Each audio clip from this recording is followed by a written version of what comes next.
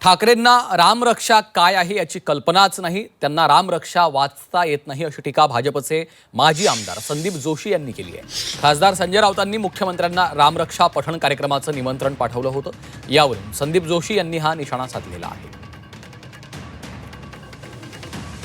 विसांना रामरक्षा पठणाचं निमंत्रण पाठवणं। राज्याचे मुख्यमंत्री देवेंद्रजी यांच्या घरापासून हा कार्यक्रम जवळ आहे असं माझ्या का लक्षात आलं आमच्या।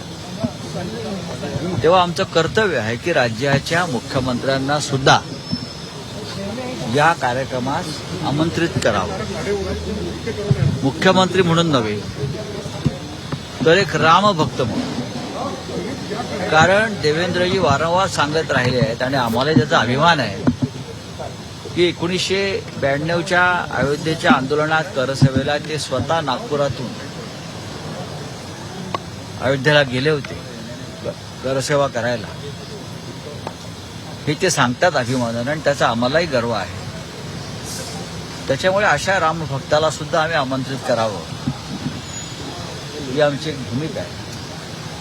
त्यांनी एक रामभक्त म्हणून यावं, आम्ही त्यांचं स्वागत करू। संजय राऊत यांनी माननीय मुख्यमंत्री देवेंद्र फडणवीसांना रामरक्षा पठणाचं निमंत्रण पाठवणं म्हणजे अक्षरशः केविलवाण आहे।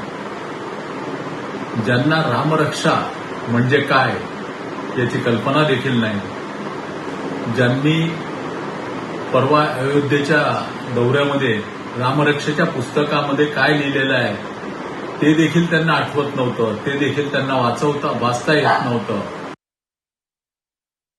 तर ठाकरेंच्या रामरक्षा आंदोलनावरनं आता भाजपनं ही टीका केलेली आहे। माजी आमदार संदीप जोशी यांनी हे टीकास्त्र डागलेलं आहे।